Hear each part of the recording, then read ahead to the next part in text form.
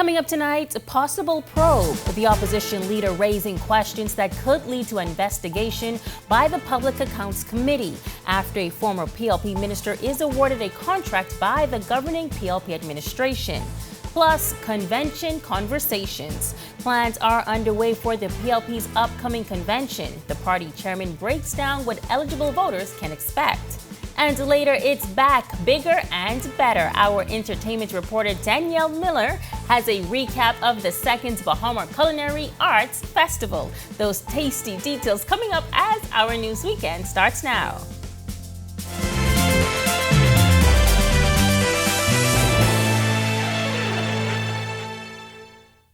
This is our news weekend. Thank you so much for joining us tonight. I'm Megan Shepard. The issue of government renting from a former PLP cabinet minister could be the subject of a probe by the Public Accounts Committee. Opposition leader Michael Pintard is questioning if the process was done transparently. Berthany McDermott tells us Pintard's also questioning the motive behind the decision. Here's that report. The Public Accounts Committee will investigate the circumstances surrounding former PLP Cabinet Minister Leslie Miller being awarded a contract to house the Road Traffic Department in one of his buildings. Opposition leader Michael Pintard revealing as much amid the frenzy over the news. We intend to put questions on the record on Monday relative to this matter as well. And in the Public Accounts Committee, we are also going to investigate this and other arrangements, because there are other arrangements where this administration is renting at a significant price from persons who have leased the very property from the government. On Thursday, Miller told the Tribune newspaper the government will move the Road Traffic Department into a Summer Winds Plaza for a rate that is much better than anywhere else, adding there is nothing amiss and no favors involved. He added he wishes he could get the rates the big boys get. Pintard says that while they have no issues with Bahamians getting contracts, the process needs to be transparent. It is important that they go through a transparent bidding process, or certainly making it known to the public that there were multiple buildings being considered, and they have done a proper comparison of the suitability of the space and the price per square foot. Was there a transparent process followed when the government made this decision? This isn't the first time Miller had an agreement with the government to rent a facility of his. Pintard claims Miller owes money to the government and is asking if he qualifies for tax compliance certificates. He's also asking what motivated the decision. We know that something must have motivated this decision. We'd like to know what is it? Is it the case that Mr. Miller, who supported Shane Gibson, and the party seeking to now, as they call it, make peace with all concerned? Is this a live issue as they attempt to bring all of their forces that are obviously in war mode, bring them back together? Just asking for a friend. Reporting for Our News, I'm Berthany McDermott. Meantime, plans are underway for the Progressive Liberal Party's upcoming convention scheduled for next month. PLP Chairman Fred Mitchell was asked earlier this week whether or not he plans on running for party chairman again. He also addressed other positions that are up for grabs.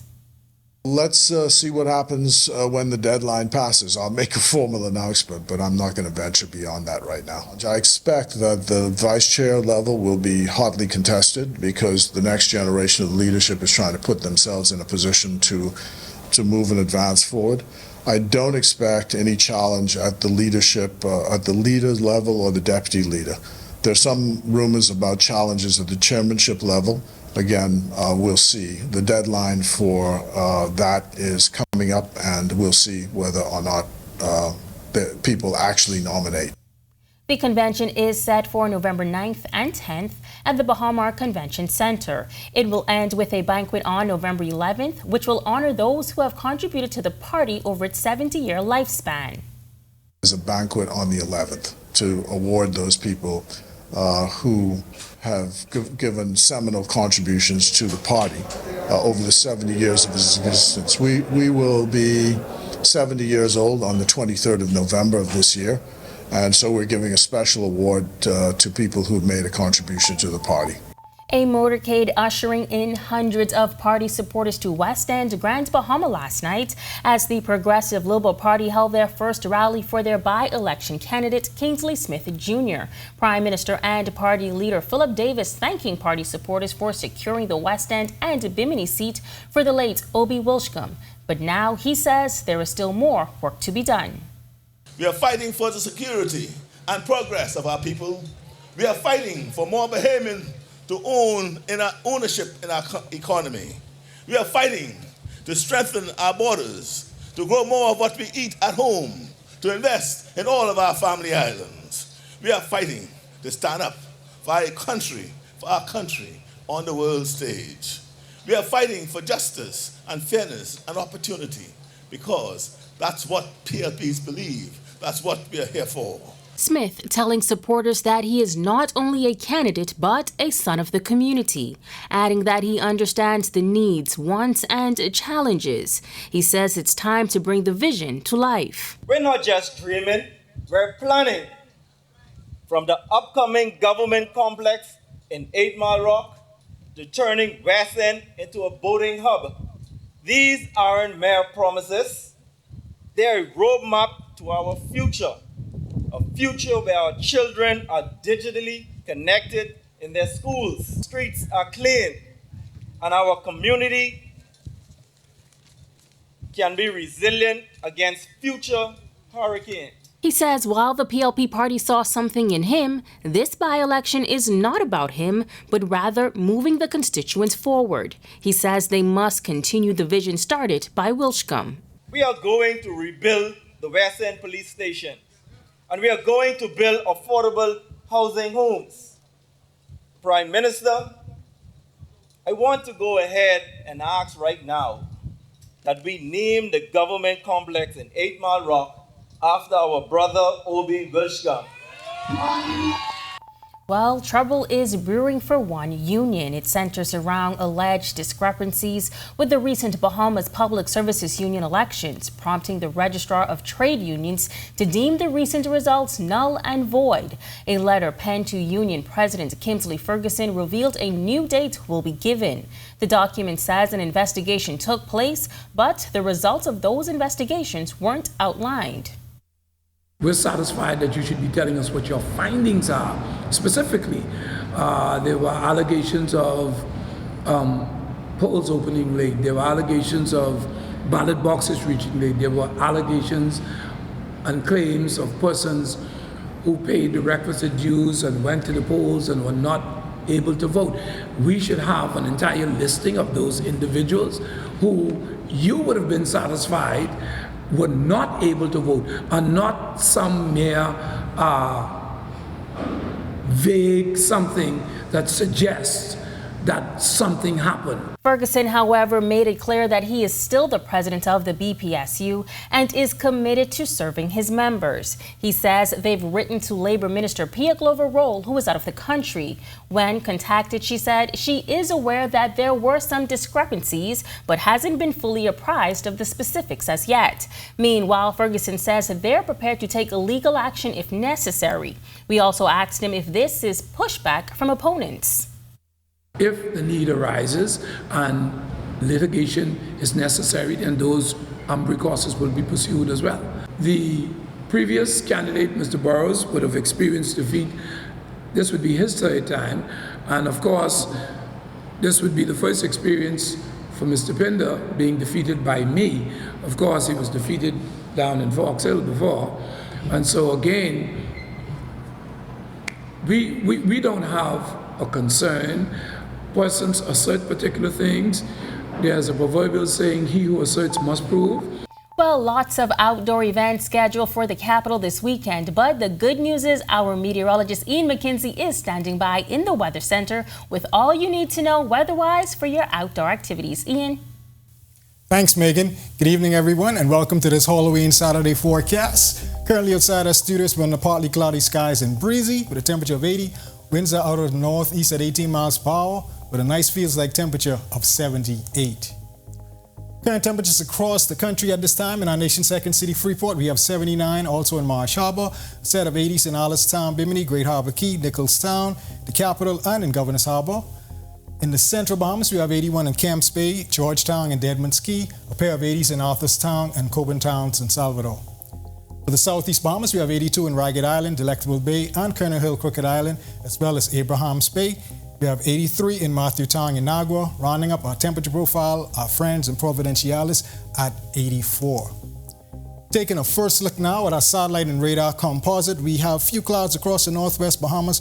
However, we do have some streaming clouds across the central and southeast Bahamas, and that is all courtesy of a low pressure system that is beginning to take shape just to the northeast of the Dominican Republic. Stick around for extended forecasts, and our tropical weather outlook is straight ahead. Still to come on Our News Weekend, the FDA proposing a possible ban on hair straightening chemicals in certain products. A local doctor and board-certified dermatologist breaks down what you need to know. Plus, we pinky promise to make a difference. The Cable Bahamas group of companies raising funds with a bit of fun for breast cancer awareness. Those details on the other side of the break. Doctors Hospital is reimagined primary care. We have invested to improve our health system, ensuring that accessible, affordable, world-class clinical care is closer to you. Your relationship with a primary care provider shapes the foundation of your overall health. Our new, modern primary care facilities are where critical diagnosis and true personalized treatment begin. With locations across New Providence, Grand Bahama, and Exuma, we invite you to experience the Doctors Hospital difference. Book your next appointment at clinics.doctorshos.com.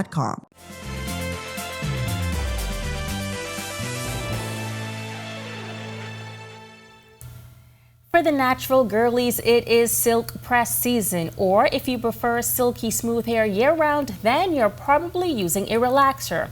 While the Federal Drug Administration has proposed a ban on hair straightening products containing formaldehyde. I spoke to Dr. Jamie Davis, a board-certified dermatologist, who notes that the buzz began a few years ago, adding that this potential ban is long overdue.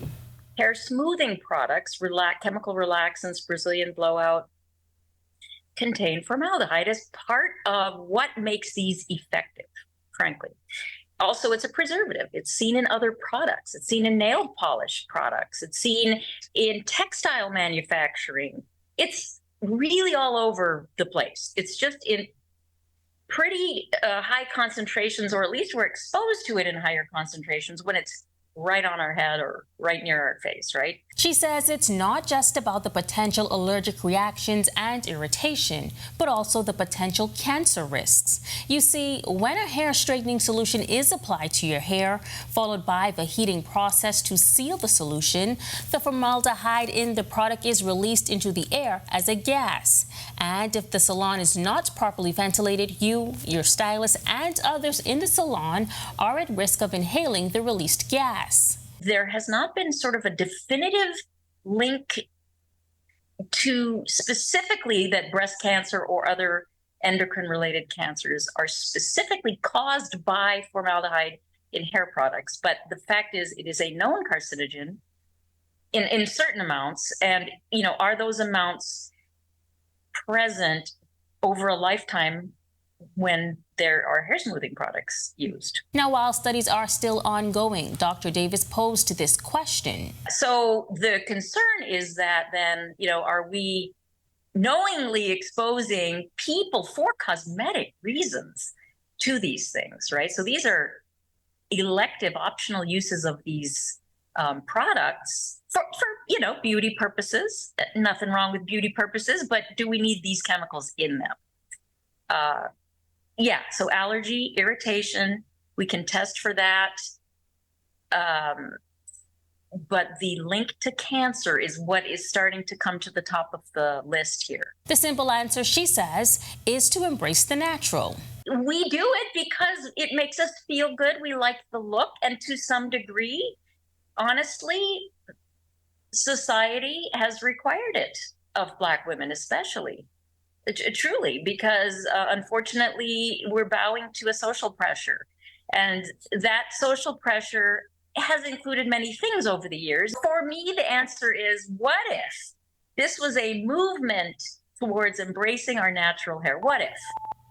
Scientists say they may have made the biggest breakthrough in treating cervical cancer in 20 years, using a course of existing cheap drugs ahead of usual radiotherapy treatment. Trial findings revealed at the ESMO Medical Conference show the approach cut the risk of women dying from the disease or the cancer returning by 35%. Cancer Research UK, which funded the work, called the results remarkable and says it hopes clinics will soon start doing the same for patients. Cervical cancer affects thousands of women each year in the UK, many in their late 30s. Well, management and staff here at Cable Bahamas group of companies doing our part yesterday to raise awareness and funds for those in the fight against breast cancer. Cable Bahamas hosting the 4th annual Pinky Promise, Soak Your Boss and raffle event. Employees got the opportunity to soak various department heads, including a live CEO, John Gomez. But it's really for a fantastic cause in terms of helping those persons who have been impacted by breast cancer and the families, family members, and also the staff members who have family members and who themselves have been impacted by it as well. So we're just so thrilled that we can use this fun event to be able to contribute to make their journey so much easier. When our news comes back from the break, San Salvador welcomes scores of cruise passengers. Our Joshua Williams got a chance to speak with the crew and passengers. And in tonight's Generation Next, 2 teens share valuable lessons about life. We have the details when our news weekend returns.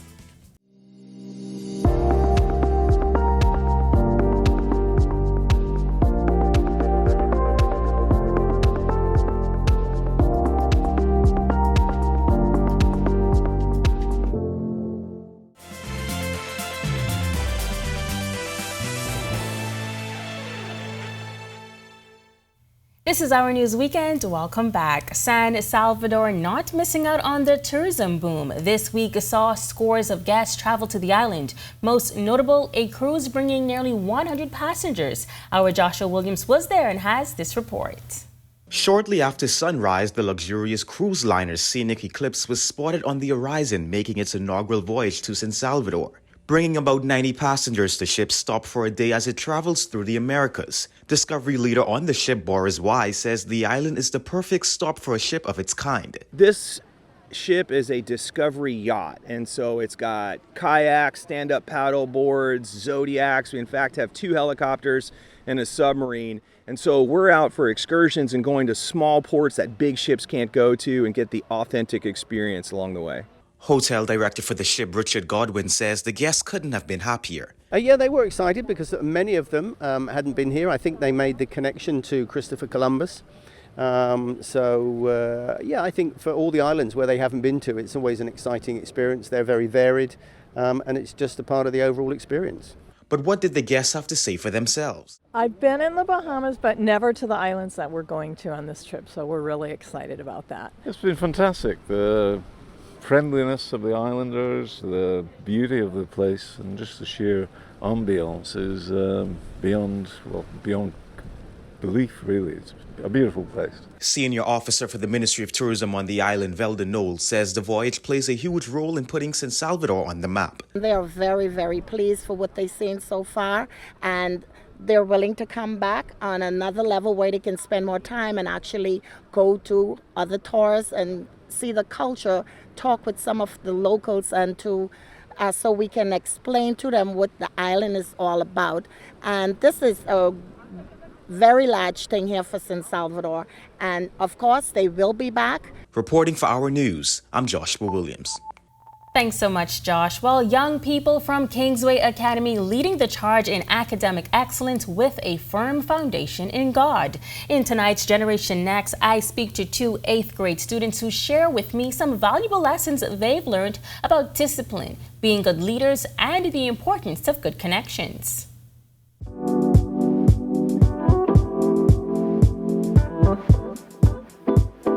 Not everybody who you think is your friend, because there are a lot of people who I thought I could have trusted, that were like, oh, I don't need to be friends with them because of the things they do, and it didn't apply to what I wanted to do. Usually people used to drop toxic friends, so I basically dropped them. The two 13-year-olds, Kirsten Glover and Johanna Johnson, are both a part of Mount Tabor's Youth Impact Group.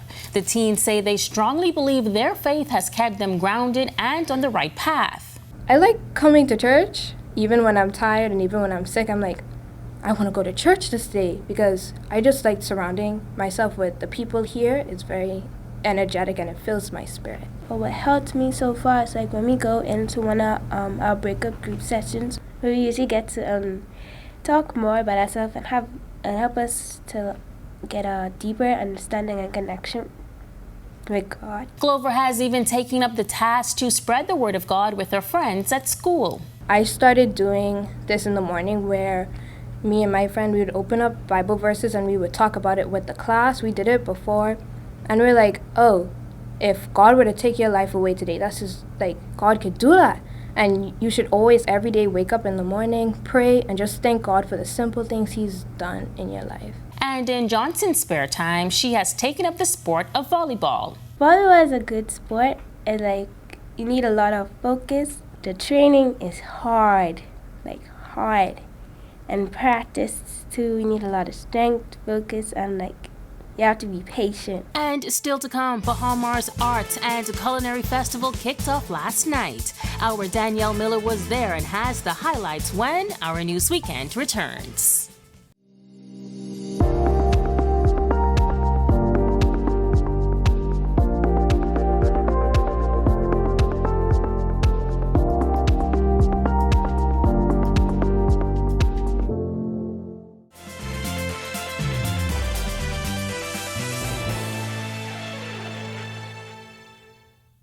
Welcome back to Our News Weekend. Cooler temperatures on the outside of our studios earlier today. As to what you can expect throughout the weekend, well, Ian McKenzie is back with your extended weather forecast. Thanks, Megan. Welcome back, everyone. Here's your look at the extended forecast and the tropical weather outlook. We begin with Tropical Storm Tammy, who's still lingering around just to the east of Bermuda. Elsewhere, we want to monitor this low-pressure system that has just formed to the northeast of the Dominican Republic. However, upper-level winds are expected to be unfavorable for development as it moves just to the east of the islands over the next several days. So the Southwest Caribbean is also an area that we're monitoring. This system only has about a 10% chance for formation as well. So that spells good news. We want to look at the upcoming week in terms of tropical cyclone formation. The hotspot seems to be our area as well as the Caribbean Sea. So through October 30th through November 1st has about a low potential for possible development. Take a look now at our boating forecast, which has seemed to be some cause for concern as the winds have been brisk over the last several days.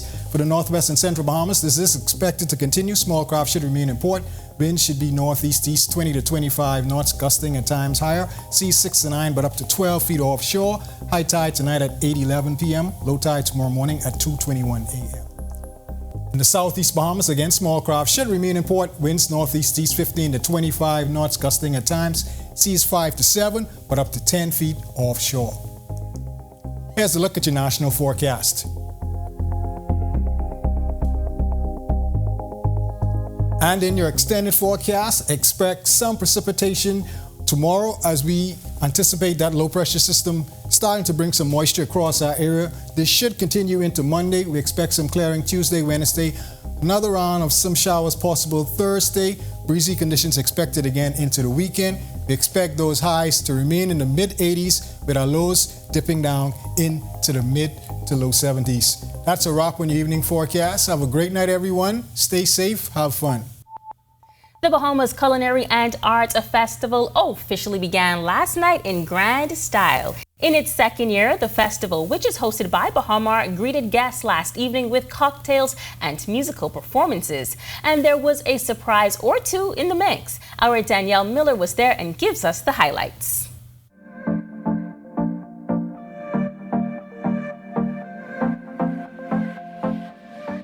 After months of anticipation, the Bahamas Culinary and Arts Festival has made its return. Bahama kicked off their signature event with a luxurious beach party.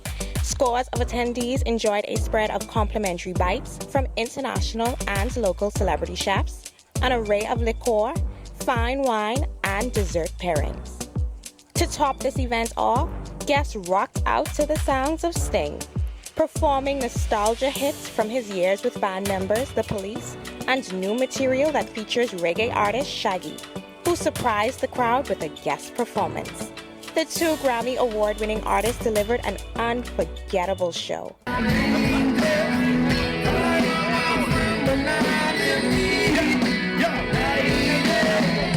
a queen and that's how you should be treated. Do you never get the loving that you needed? We have over 1,400 participants and guests joining us. You can hear Sting in the background, kicking off our second annual Bahamas Culinary and Arts Festival.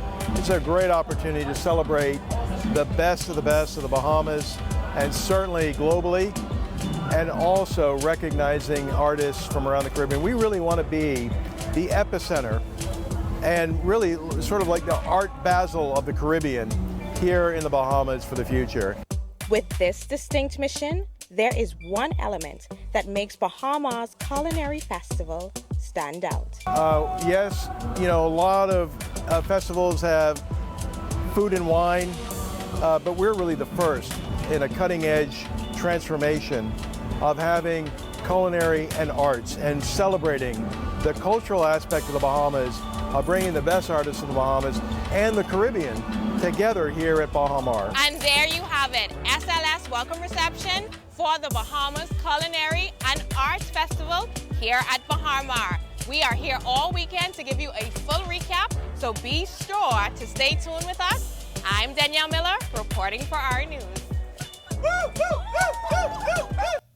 Thanks so much, Danielle, and thank you for joining us for Our News Weekend tonight. If you are attending one of the many events or heading out trick-or-treating, be sure to have fun, but be safe. And before we leave, I want to wish my goddaughter, Dahlia Henfield, a very special 10th birthday. On behalf of the entire team, I'm Megan Shepard. Enjoy the rest of your evening.